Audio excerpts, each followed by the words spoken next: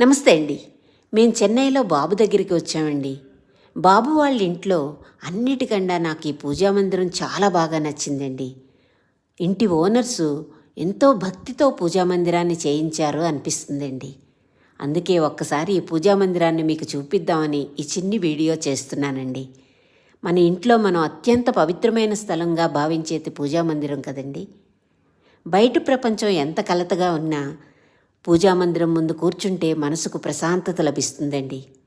దీపం వెలిగించే ఆ క్షణం అది కేవలం వెలుగు కాదు, మన ఆశలకి విశ్వాసానికి జ్యోతిలా కనిపిస్తుందండి. మనం వేసే ప్రతి పువ్వులో మన భక్తి ఉంటుందండి.